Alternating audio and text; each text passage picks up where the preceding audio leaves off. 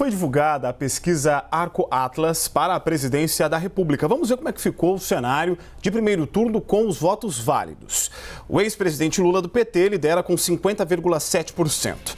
O presidente Jair Bolsonaro do PL vem em seguida com 41%. Ciro Gomes do PDT tem 3,6%. Simone Tebet do MDB aparece com 2,6%. Soraya Tronic, do União Brasil, tem 0,9%. Felipe Dávila, do Novo, soma 0,7%. Vera Lúcia, do PSTU, tem 0,2%.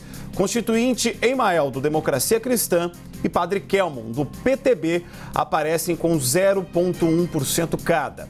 Léo Péricles, do Unidade Popular, e Sofia Manzano, do PCB, não pontuaram.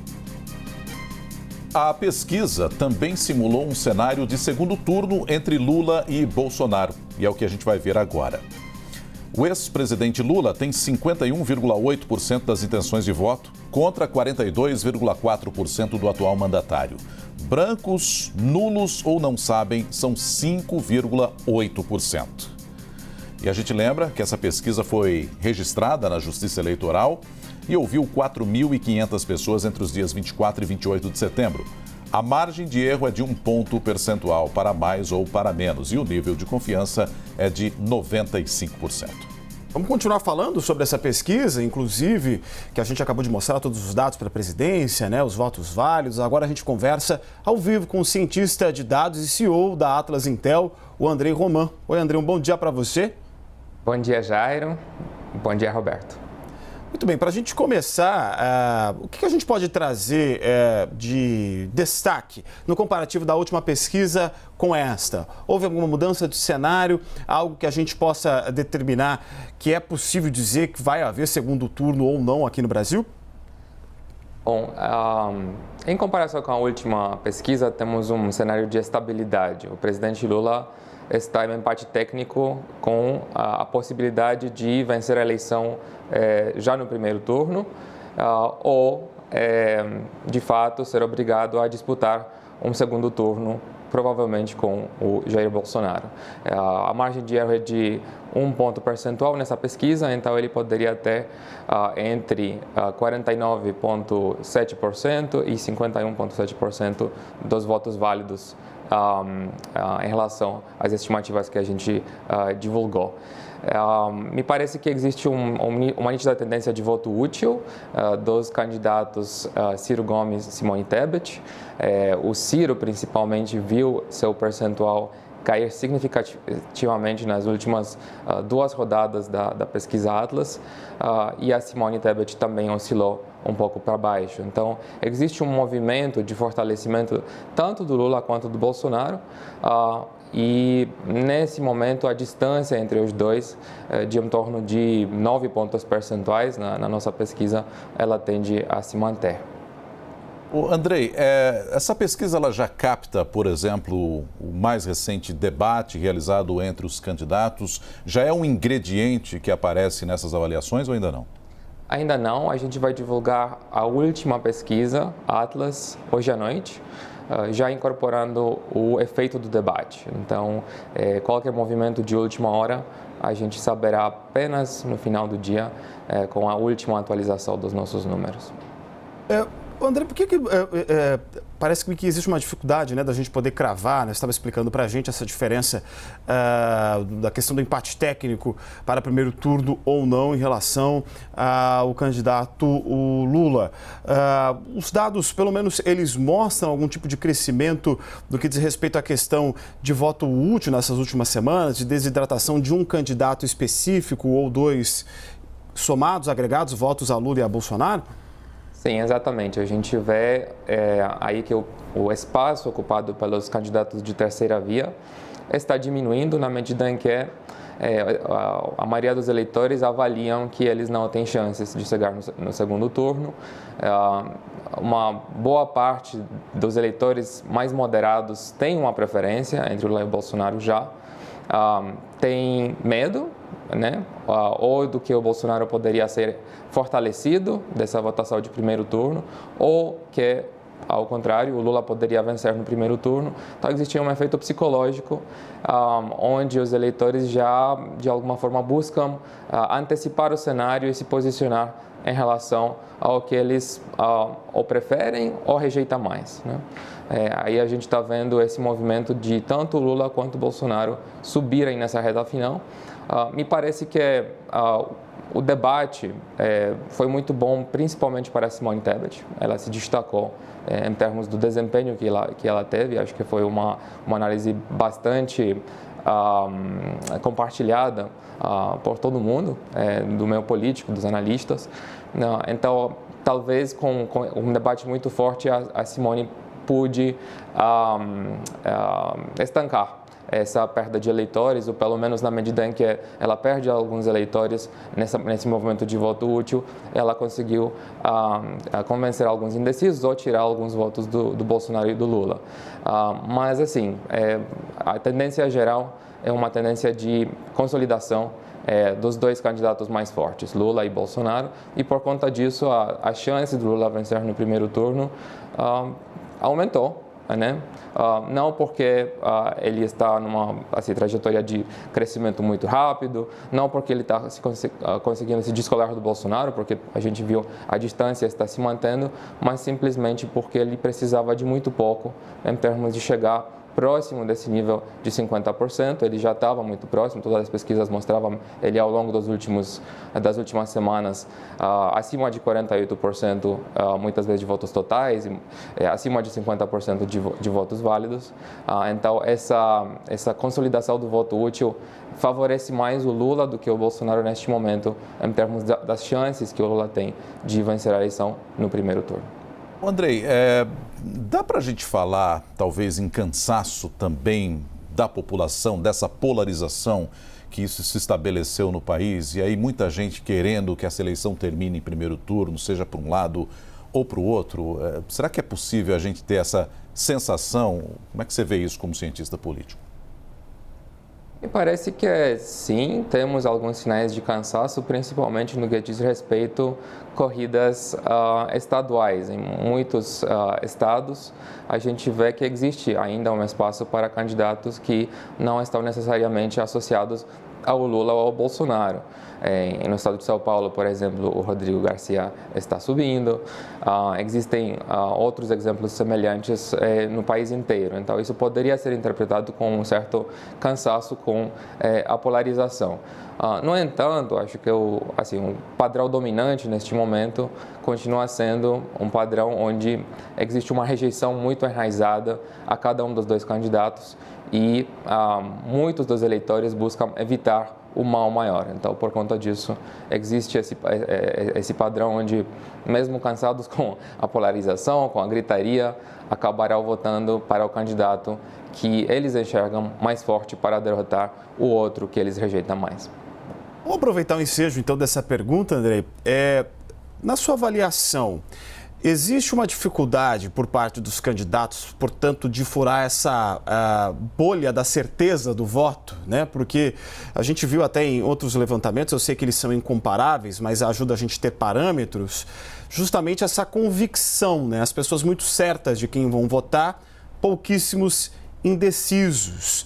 Você falava justamente sobre a questão da rejeição, mas a gente também pode trabalhar até com a ideia da convicção do voto muito clara, muito evidente, desde o começo dos levantamentos de pesquisas e do início do processo eleitoral?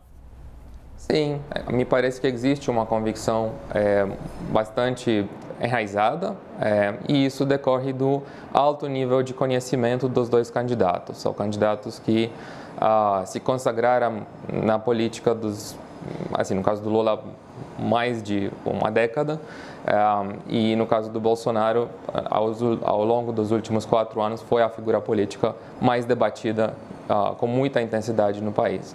Então, é muito difícil, nesse contexto, para os eleitores não existir uma opinião muito bem cristalizada sobre cada um dessas duas personagens.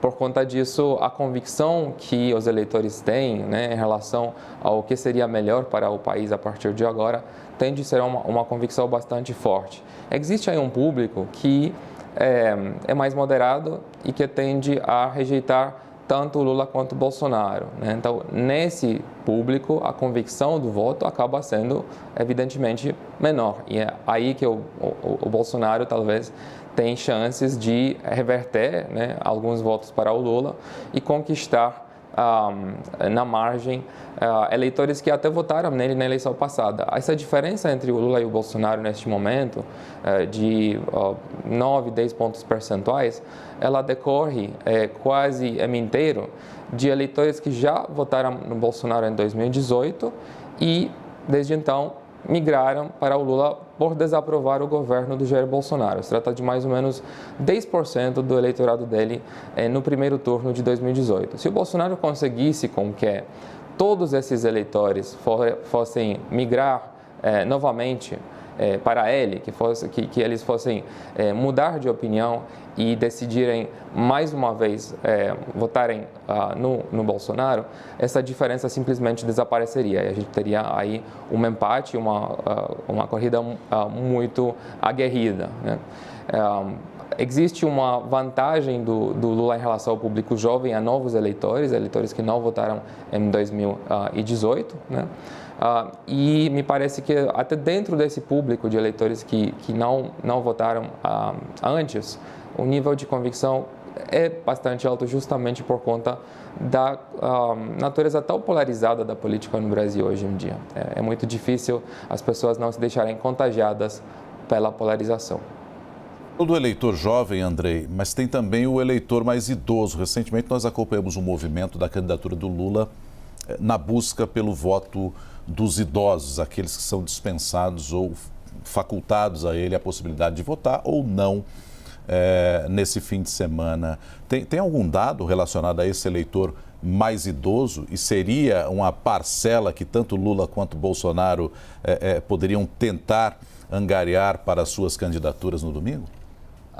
Os eleitores idosos representam um segmento dentro do qual o Bolsonaro é muito mais competitivo do que eleitores jovens, né? Então, existe um empate técnico na nossa pesquisa dentro deste grupo. O desafio do Bolsonaro é justamente o eleitorado mais jovem. Acho que o Lula é justamente ciente desse quadro, então ele vem fazendo um apelo e tem uma estratégia de comunicação política mais focada nesse grupo, mas isso é por conta dessa competitividade maior do Bolsonaro no público mais velho. Falar um pouquinho sobre a estrutura e o uso da máquina pública nas eleições, Andrei, me parece sempre ser um fator muito importante. Normalmente a gente tem, né, levando em conta o histórico desde a redemocratização aqui no Brasil, reeleições, né, daqueles mandatários, aquelas pessoas que estão no cargo. O Fernando Henrique, inclusive, até ele conseguiu se eleger, né, em primeiro turno, 94, 98. Claro que da primeira vez ele não estava na máquina, mas recentemente tinha saído do governo como ministro da Fazenda, um dos responsáveis pelo Plano Real, e como o pessoal até brincava, o santinho do Fernando Henrique era a assinatura dele na nota do Real, né, em 1994. Sim. O que você, na sua avaliação como cientista político, vê neste ano, se houver a possibilidade da eleição do candidato Lula, nesse cenário do uso da máquina pública ser ineficaz na continuidade de um governo? É uma excelente pergunta, no contexto em que a gente viu um esforço muito claro do presidente Bolsonaro de angariar mais apoios a partir do aumento do Auxílio Brasil. A gente viu um aumento expressivo de 50%, de R$400 para R$600 no valor do auxílio ao longo dos últimos 2 meses. O intuito dessa medida era justamente de atacar a fortaleza política do Lula num segmento pobre do eleitorado, mais ou menos 20% do eleitorado que recebe o auxílio. Neste grupo, o Lula mantém até hoje uma quase hegemonia. Ele tem uma vantagem muito clara em relação ao Bolsonaro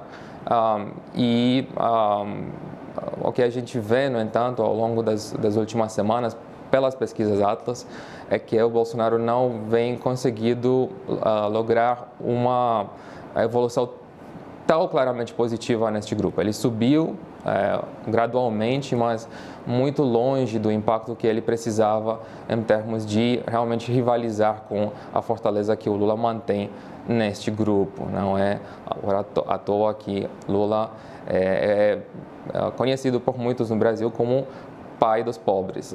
Assim, a tentativa de tirar esse título do Lula ao longo deste ciclo eleitoral me parece que não foi bem sucedida para o Bolsonaro. É interessante, Jairo, que Bolsonaro de fato não tem um nível de aprovação neste momento tão ruim em relação ao que a gente consideraria um ponto de referência internacional para o nível de aprovação que permite a reeleição de um presidente. Com 40% de aprovação, ele, por uma comparação histórica dentro do Brasil fora, ele deveria ser competitivo, né? Sendo que aí a gente tem também a figura do Lula. De fato, temos dois candidatos, dois presidentes à reeleição, não é reeleição consecutiva, né? No caso do Lula, mas esse é justamente o principal desafio do Bolsonaro. Existe uma percepção sobre o legado do Bolsonaro e o legado do Lula, principalmente na pauta econômica, né? E a maioria do eleitorado hoje enxerga o Lula como sendo mais adequado para reinaugurar uma época de prosperidade. O que é um pouco, assim, um paradoxo é que ao longo deste ano, de fato, o governo Bolsonaro vem conseguindo mostrar uma trajetória de nítida recuperação da economia. O desemprego está no mínimo, eu diria quase histórico na série recente. A gente tem uma queda de inflação, uma recuperação das expectativas econômicas, uma recuperação do otimismo, mas mesmo assim quem está visto como mais bem posicionado para reinaugurar uma época de prosperidade para o Brasil, pelo eleitor mediano hoje em dia, acaba sendo o Lula, porque os eleitores mais pobres lembram dos dois mandatos do Lula como uma época de bastante prosperidade e aumento na qualidade de vida, por conta de programas sociais, por conta de um certo dinamismo econômico maior do que o Bolsonaro vem conseguindo mostrar ao longo de um mandato marcado pela pandemia do Covid-19. Andrei Roman, cientista de dados e CEO da Atlas Intel. Muito obrigado pela participação conosco aqui nessa véspera de eleição. Um ótimo dia para você. Muito obrigado a vocês.